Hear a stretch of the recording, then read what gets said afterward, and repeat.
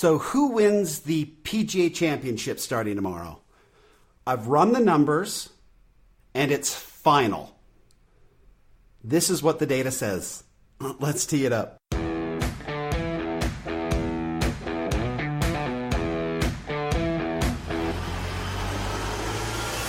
Welcome to Data Access Golf, your home for rapid golf improvement. And now, from the thin air of the Rocky Mountains, next on the number one tee, your host, Aaron Stewart. Hey everyone, welcome to another episode of Data Access Golf, the podcast. Thanks for being here again. Appreciate it. Thank you for the comments from yesterday's show. I really appreciate it. I'm glad that helped out a lot of folks and hopefully made that a little bit clearer. So appreciate the comments, appreciate the encouragement always.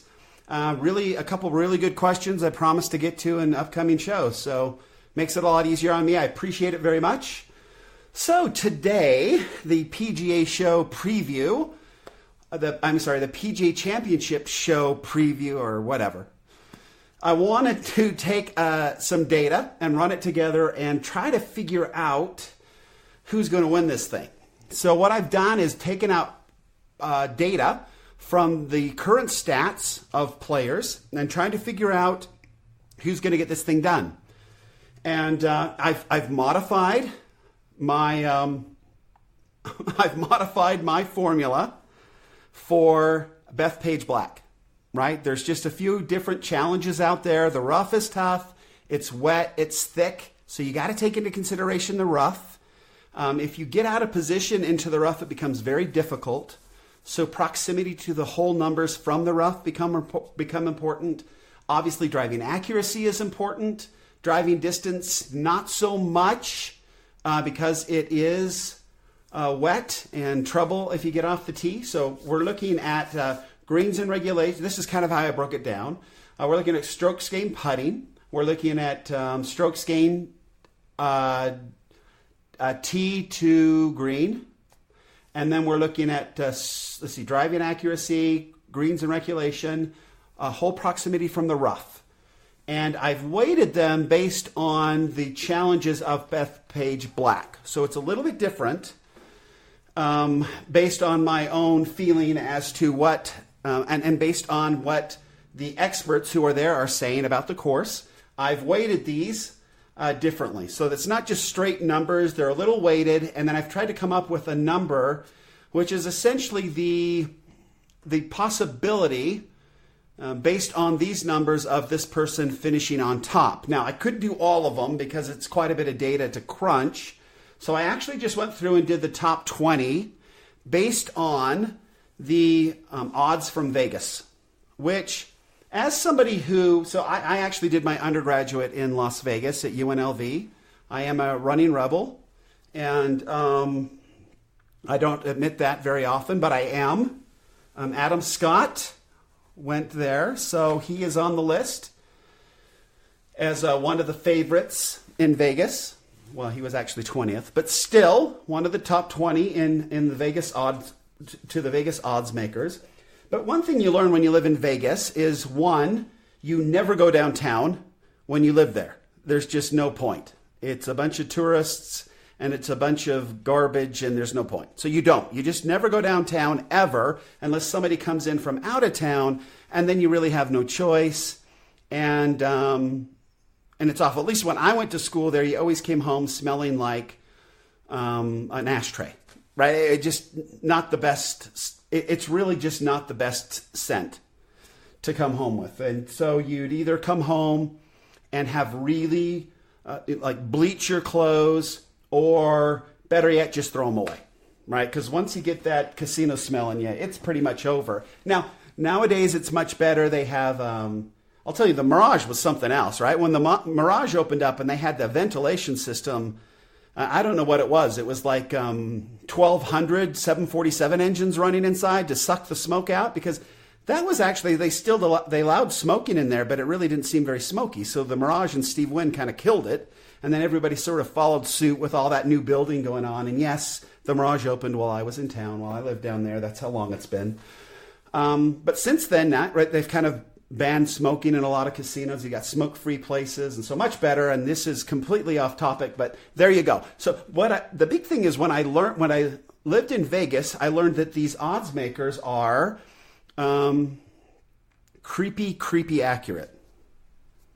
I mean, you just couldn't compete against them. The only place you could really actually get ahead if you were betting on sports was back in the day. You could bet on the Western Athletic Conference, the WAC, the Wacky Whack, and because the odds makers didn't really care because the WAC sucked, right? So you could do pretty well there if you kind of understood the teams. Not that I'm a betting man, in case my kids are listening. So anyway, so what I did is I took the top 20 based on what the odds makers were saying, and then I applied my little data formula to these top 20 to see who would come out on top. And it's interesting because Jordan, I'm going to just start at the bottom of the list and go up. Jordan Spieth, as far as he was a 45-1 as far as odds go, but in my little thing, after I calculated all the data, he's in very last place, and it's not even close. His numbers are just not very good this year. His strokes gained tee to green. This is what really killed him is he's losing 0.6 strokes to the field, and nobody else on this list had a negative number in strokes gained to the green, tee to green. So it killed him, right? So he's out. So Jordan Spieth is out. None of his numbers look good. You'll say his strokes gained putting numbers were probably his strongest, and they're not great, right? He's gaining maybe half a stroke on the field. So Jordan Spieth, not your guy. Francisco Molinari now is in 19th. Also not your guy. He's actually not negative in any of the numbers, but he's just not very high in any of the other ones. So he's gone. Tony Finau then comes in. Tony Finau, interestingly enough, finished very high going into the Masters and how he's played on that course, strokes gained, but not good here. Not looking very good as far as what you need to do well at Bethpage Black. So he's here finished, 18th. So I would not be going with Tony Finau, and he's one of my favorites, right? He's a Utah boy, so he's one of our guys. Paul Casey now comes in at 17th, at 50-1 odds, which is, Adam Scott came in as the lowest in 20 at 55-1 to kind of give you an idea. Those at the top were 10-1 odds, sort of to give you an idea. But so Paul Casey came in at 50-1 odds. But his stroke gains putting numbers they're negative. And I weighted putting quite heavily, and he's a negative there. That killed him. He's actually, his strokes gained tee to green is pretty high. He's one of the top 5 in strokes gained tee to green, but that didn't help him with the negative number the negative numbers in putting. So he's gone. Hideki Matsuyama, stroke gained putting numbers in the negative. So he's gone, but he was very strong again in strokes gained tee to green. So his putting's not good, but everything from the approach back is really solid. Just his putting killed him there. So Hideki's out. You've got Bryson DeChambeau at 15th, 40-1 odds. Strokes gained putting numbers weren't negative, but they weren't strong. His tee to green, again, nothing really impressive here. So he's gone. Xander Schauffele, he's one of those journeyman type guys that can be in every kind of every tournament and do really well. But in this particular case on Bethpage Black, he just doesn't look very solid. So we've got him at 28-1 odds, but not looking very good to come into it. Matt Kuchar, I actually thought he would be pretty good because he seemed to have been in contention all the time. But I'm just shocked to see that his stroke gain putting numbers were so low. 0.13. It's basically just average. And he's got, the long putter up against his front arm. And I really thought that he switched to that and was putting much better.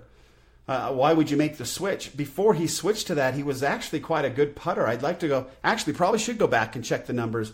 back then, although I don't think we had strokes gained back then. But I don't know. I'm not sure if this new putting stroke is really getting the job done. So Matt Kuchar's out. He's at 12th. Sergio Garcia, much higher than I thought it would be. It seems like his year's been a train wreck. But he actually, at 40 to 1 odds, came in at 11th. His strongest thing is tee to green. Again, he was probably top 10 tee to green. John Rahm, 18 to 1 odds, but only comes in at 10th spot. I think he was, 5th or 6th as far as the Las Vegas odds maker goes. But when we apply this data to it as far as performance data, he's down a little bit. Again, strokes gained was kind of the big thing with him, but also really strong. In fact, he's the strongest in greens in... No, he's not. No, he's not the strongest. Tiger Woods is, and he's next. So Tiger Woods, right? A favorite amongst many. But based on the performance data that we have now, including the Masters, and some of the numbers that I was able to pull out of there, so even with his victory, we've got him at ninth place, and he's 10 to 1 odds, right? So really not a good bet. Although that dude put down I don't know what he put down to win $10 million if Tiger Woods wins all the majors this year, takes the Grand Slam. Poor dude, right? He looked pretty smart when he won the Masters. Other than that was a pretty bad bet, and now this seems the Grand Slam. I don't know. He should have just flushed his money down the toilet. If Tiger Woods wins the Grand Slam, I will be dumbfounded, right? I don't know what the odds on that would be, but 10 million seems way low for what he put up.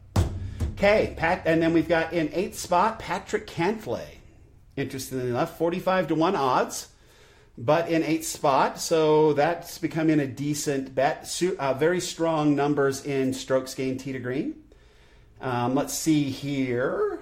Then we're going on up. Adam Scott comes in then at 7th place. 55 to 1 odds at 7th place. So now you're looking at some pretty good money there. And Adam Scott's numbers are the most consistent across the board. From everything we looked at, he is the most consistent across the board. 51 to 1, 55 to 1 odds. That's a pretty solid, if you're a betting man, that's a pretty solid bet. 55 to 1 and coming in at 7th spot. 6th spot, Ricky Fowler, 16 to 1 odds. And again, very, very consistent. As was Adam Scott, not really killing the field anywhere, but just above average everywhere. And his putting is actually quite solid this year. Actually a little down in strokes gained tee to green, but across the numbers are all pretty solid. So Ricky Fowler at 16 to 1, probably not a great bet, but in 6th place here. The next guy, Jason Day at 5th spot, 22 to 1 odds. And again, a guy that's pretty solid all the way across, just not as consistent as Adam Scott was, but 22 to 1 odds in 5th place. I don't know, probably worth looking at. Justin Rose, 20 to 1 odds in 5th place. So now we're getting to where he's actually higher than what Vegas had him at, as is Adam Scott, obviously, but 22 to 1 odds. And again, strokes gained tee to green is where he's strongest, but pretty decent putting numbers. 0.78, so picking up almost a stroke there to the field. 3rd place then, Brooks Koepka, one of the favorites for sure, right? 3 times in a row, that would be something special. And 10 to 1 odds though, but really, again, very consistent but higher numbers. The only thing that he kind of is a little lower than most is in his driving accuracy, but he's kind of middle of the pack. But as far as his weakness in the data that we're looking at right here, it would be driving accuracy. Everything else he's actually stronger in, from approach from the rough to greens in regulation to strokes gained putting, all that. That's his weakest area. And driving accuracy is a killer at Bethpage Black. So hopefully, if he can keep it in the fairway, he looks a really solid bet. In the number 2 spot, we're getting right down to it, right? Rory McIlroy at 12 to 1 odds, but his strokes gained tee to green, I mean, he kind of laps the field. He is so good from tee to green. It's crazy. But his strokes gained putting numbers are only 0.2. So over the course of 4 days, he's only going to pick up 0.8 strokes on the field. And putting's pretty important, right? In these majors, now they are talking that the course is very wet, which may slow putting down. And Rory just doesn't seem to do very well on fast greens, which is pretty common for a lot of players for the European Tour. But we'll see. We'll see how Rory's obviously won the PGA before, so we'll see how he does. But his strokes gained tee to green are just off the charts. I mean, it's unbelievable. He's picking up 2.5 strokes on the field per round, tee to green. And that is, I mean, the next guy closest to him was, Dustin Johnson, who's in number one spot at 1.5 strokes per round, tee to green. So there's your based on the data that we pulled out here, again, from the rough, greens and regulation, driving accuracy, strokes gained tee to green, and then heavily weighted putting. Dustin Johnson came in. He's 11-1 odds. But as far as all the data that we're looking at here, Dustin Johnson would be my favorite to win the PGA Championship this year, just based on the areas of his game and what's toughest at Bethpage Black, meaning hitting fairways, approaches from the rough, and putting, and then, greens and regulation. That's kind of, if you weight those based on what they're telling us, the experts are telling us from Bethpage Black, Dustin Johnson seems to be your guy this week. So that's where I am going to put my fake money, is on Dustin Johnson to win the PGA Championship this year. So we go, so just real quick, down through 1 through 20, Dustin Johnson, Rory McIlroy, Brooks Koepka, Justin Rose, Jason Day, Ricky Fowler, Adam Scott, Patrick Cantlay, Tiger Woods, John Rahm, Sergio Garcia, Tommy Fleetwood. I actually think we skipped Tommy Fleetwood, right?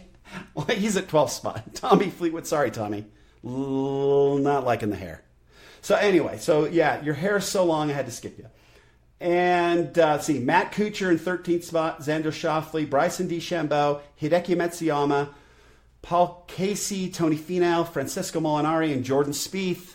There's your top 20 based on Vegas odds, and then organized based on their performance data so far this year.